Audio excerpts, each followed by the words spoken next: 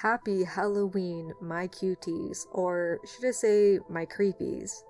I hope you guys are having a wonderful Halloween, and on this Halloween, I thought it would be fun for me to read some spooky stories from you, specifically from r/nosleep on Reddit. This Reddit is fan stories that people have made that aren't based on real events, but more so just a scary story that they made. So keep that in mind while I am reading through this. The name of this story is People Keep Dying on the Plane and We Aren't Allowed to Look Out Through the Windows. Flying is a major part of my job. Each week for the past 20 years, I've traveled from city to city on various business trips. During that time, I've flown enough to join the Million Mile Club. I love it, but there are aspects of flying I can't handle. Crying babies, limited leg space, people listening to music too loud, the list goes on. Luckily, I developed the perfect system throughout the years. It includes a neck pillow, a sleeping pill, closed shades, and earbuds. Unfortunately, during my last flight, the survival kit had gone missing during check-ins. Without it, I was doomed to suffer a long, sleepless flight. Of course, I was also sitting behind someone who wouldn't stop crying. It wasn't even an infant, as I had expected, but a grown-ass woman. She sat with her face pointed towards the window and sobbed loudly. At first, I assumed she was just afraid of flying, but if that were the case, she surely wouldn't be too fixated on the outside world. The thought of her being sad crossed my mind as well, but it didn't sound like it. She just seemed broken. Before long, her whining had garnered the attention of the staff. The stewardess walked over with a concerned look on her face and gently tried to conversate with her. "Ma'am, are you all right?" she asked. The woman didn't respond. She just kept staring outside, crying non-stop. The stewardess gently shook her, yet she didn't seem to react. By then, people were getting worried. Whispers filled the cabin. People asking if she was on drugs, if she had suffered a mental breakdown. I wasn't as much annoyed as I was worried, but something about the situation seemed oddly eerie. I considered opening the blinds to see what she was staring out outside, but before I got the chance, I heard another person crying a few rows down. I turned down to see a man sobbing loudly. He, too, stared at the window. His eyes were unblinking and didn't seem to produce a single tear. In fact, his entire face was rid of emotion. He just sat there, crying without moving his mouth. "Sir?" one of the neighboring passengers asked as they leaned to help him.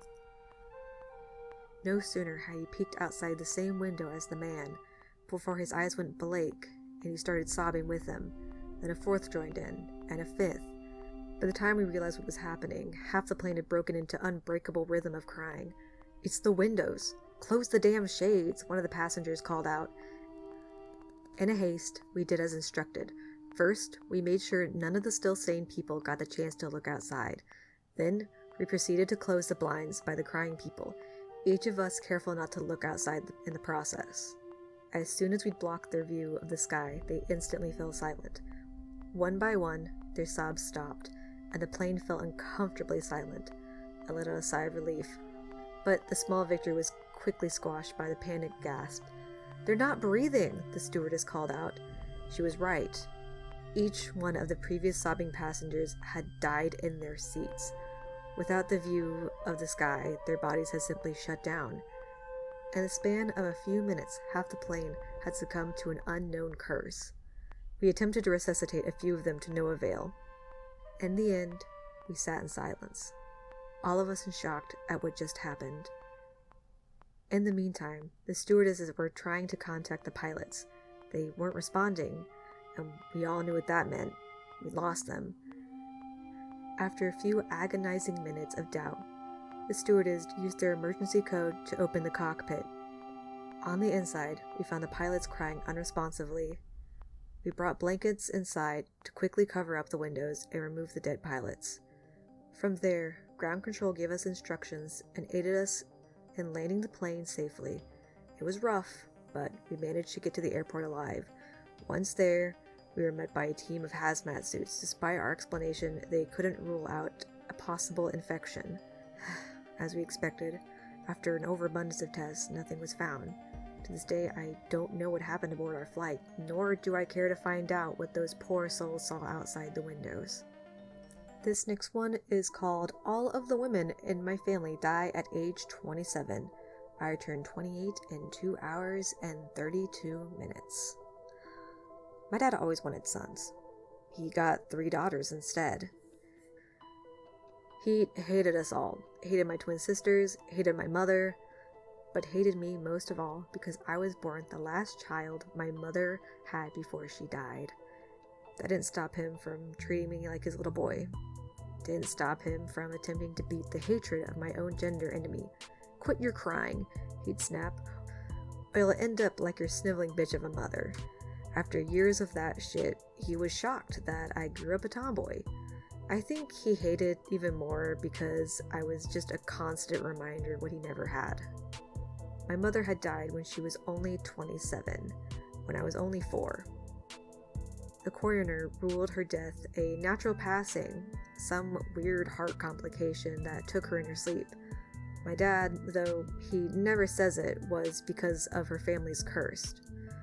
Whenever I came to him, desperate for more information about a mother I never knew, he never had much to say. I'm convinced he was drunk since the day she died. Every woman in her damn family, they die when they're 27, he'd sputter in between belches, his breath reeking of stale beer. I think the real curse is that my mom was the one to die, not him. I wasn't fully convinced by the ramblings of a perpetually drunk man, but then when I lost both of my sisters just a month before their 28th birthday, I knew it couldn't be a coincidence. Moira was found murdered, her face practically blasted off by a shooter while she was just on a jog. Joy took her own life only days later. I was the one who found her, hanging in the bedroom of her apartment as they came to pick her up for Moira's funeral. She'd been there, swinging in the rafters, all night. It's hard to have a normal life when you know you have an expiration date, especially when it encompassed your entire year. I always dreaded my birthday, which from an early age became associated with less fun and birthday cakes and more worry in funeral caskets. But once Moira and Joy died, my next birthday, 25, was the most dreadful day of my life. 26, worst, 27, unimaginable. This is it, I thought, as I closed all the blinds to my apartment, downing the last drop of vodka in the bottle. This is the last year of my life. 27 had been uneventful, to say the least. Why would I make any long-term plans, forge any meaningful relationships when I know they simply cannot last? The worst part of this year has been simply not knowing when my intended death is coming. It could have been any day within the last 364. It could have been within the next minute. I must admit, I became something of a recluse. My windows always shuttered, additional locks installed on my doors, the phone ring through to voicemail, hiding under my covers with the lights out whenever I got a knock on the door. I stocked up on preserved foods and various goods when I would need in the last year. I was so paranoid I even covered my mail slot, stuffed a towel in the space beneath my front door. I don't want anything getting through from the outside world. God forbid an anthrax letter. Falling off the face of the earth didn't matter much anyways. I didn't have any friends or family anymore. My mother and both my sisters were dead, and my dad disowned me when I came out as a lesbian after my sister had died. I moved away and severed contact soon after. The night before my 27th birthday, I started getting these strange phone calls from a blocked number. I'd always had anxiety about phone calls, so I just let it ring. The number kept calling, at least once per day throughout the years. Then the knocking started, once a week at first, but it's only been getting worse, more frequent, and the pounding on my doors more frantic each time. Convinced it has something to do with my inevitable death, I've been driven mad by the unknown visitor, especially over the past week. I got ready for bed last night, knowing that tomorrow, today now, is the day that I turned 28. My time had run out, and I searched for comfort in the bottle of liquor. I didn't find it. I fell into bed, drunk and delirious, and prayed the morning didn't come. though I knew it would. I eventually got to sleep, but it was restless and unsatisfying. The kind of sleep where you feel like you have one eye open, always watching. That's why I was quick to wake up when the door to my bedroom creaked open in the early morning, before that sign of light. I shot out of my bed and glanced around my room in a frenzied panic, at first seeing nothing out of the ordinary other than the door pushed slightly ajar. A closer look revealed something I'd missed, something that had my heart racing, frozen to my core. Two dark figures stood in the empty space behind the half-open door, unmoving, almost like a pair of statues. Watching, waiting, wordless.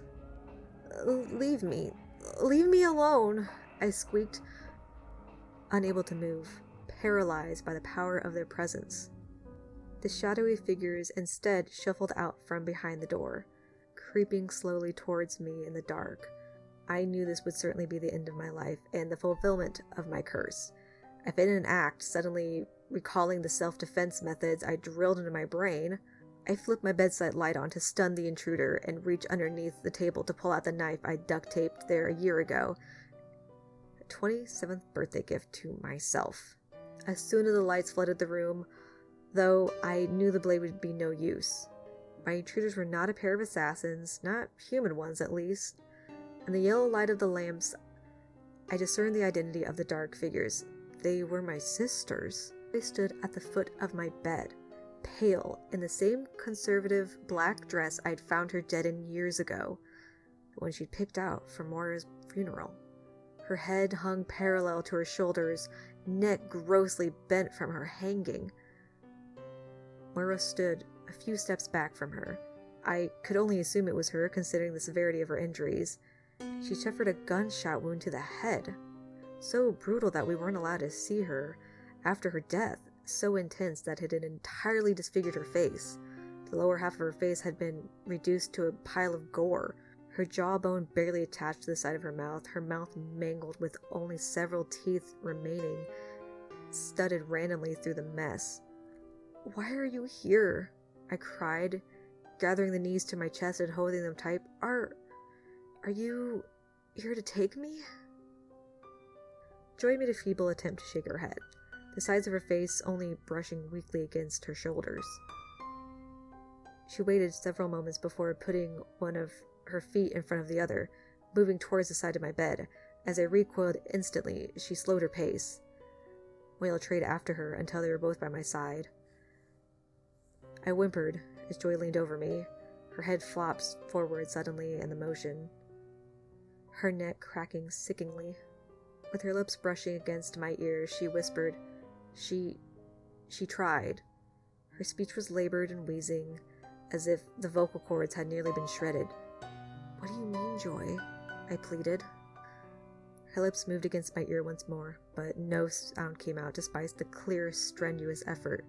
Moira wagered an attempt at answering my query, but only succeeded in sputtering blood from the gaping wound in her face, ejecting one of her remaining teeth onto the floor as her jaw swung precociously, barely hanging on. She raised one hand, slowly curling it into a fist before striking her knuckle furiously against the bedpost. The insistent sound startled me. I forced my eyes to shut tight and pulled my knees closer against my chest.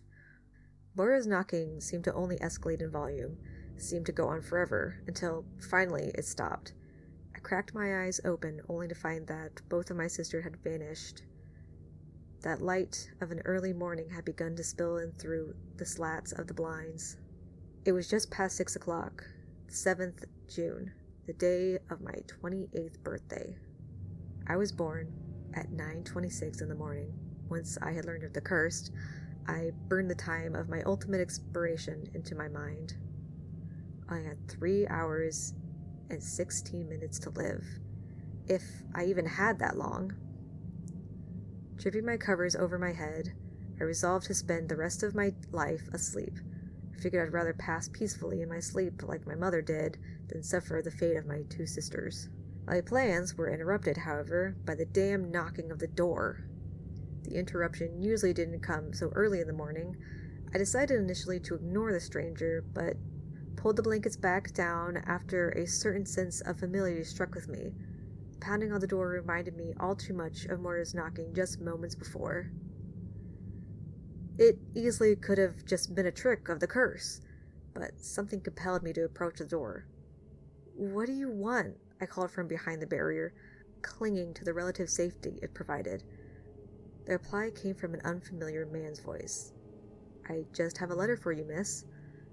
Just slide it under the door, and please leave," I returned, using my bare foot to remove the towel I used to block the small space beneath it. He deposits a bright yellow envelope under the door, as I requested. I waited quietly for the sounds of footsteps, before sliding a pair of gloves on to handle the letter. It was addressed to me, simply by my first name and no address. Carefully, I unsealed the envelope and revealed a birthday card. I hadn't received one in years. Bright, sparkly letters on the front and the words, "Daughter, you're 27. I scoffed at the sick joke. I hadn't received a birthday card since I was a child, and my dad couldn't even get my birthday right. I didn't think he even knew my address. I cracked it open gingerly and read the message inside. "Laura, if you're reading this, your father has killed me. Don't believe the things he or the police says. I was not the target of a random attack, did not die of natural causes, and I certainly did not commit suicide. I would never leave you if I had the choice. The truth is, I died because I found the truth behind the family's curse and foolishly told your father. He was in on it the whole time, planted it in my life by some secret society to eradicate me, to eradicate us. What we have is no curse. It is a gift of immense power. The power to heal, but the power to harm just the same. We come into our powers at the age of 28, a number associated with independence, leadership, and self-sufficiency. An age where we can handle the responsibility such power inevitably comes with. It's a strong number, and you will come with great strength, though you've always been a strong girl. I hope you made it this far, but at the same time, I know you have. You were always a feisty little girl. For 4 years, I had the pleasure of knowing you and loving you. You never let anyone tell you what to think or what to do, especially your father. Happy birthday. I love you, Mom. I closed the card softly, thinking of the strained words of my sister. Mama tried to warn them, but they didn't listen. The piece of the puzzle slid into place. My dad must have murdered Moira, and Joy ended her own life out of grief and a belief that she would inevitably be next. At the time of writing this, I only have 2 hours and 30 minutes until I officially turn 28. For the past hour or so, I have already begun to feel the power flowing through my body, electrifying as it runs through my veins. I will the tower to reposition itself under the door, and it does so, sliding across the floor on its own. I need to keep myself safe until 9:26. After all, planning on surprising my father with a visit for my birthday. Alrighty, those are the 2 stories from r/nosleep. I would like to read more, but I think this video is getting long enough as is. Thank you guys so much for watching. Before you go, I would like to thank my Patreons. For my $10 tier, we have Racuin, Baryonyx, Nightmares, Rosemary, The Wanderer Raven, and Stroncules. Thank you guys so much. For my $30 Patreon, we have Lee. And for my $60 Patrons, we have Noah and Dawn. Thank you guys so much for being my Patrons. You have no idea what it means to me. You guys literally help me be able to afford to live. Thank you so much for watching. I hope you guys have an amazing Halloween. And just, whatever we can do during these weird, strange times. If anything, I would just say get some candy, sit at home, and video call with your friends while you watch some spooky movies. That is essentially going to be my plan. So thank you guys so much. Have a wonderful Halloween, And hey, drink some water. Bye!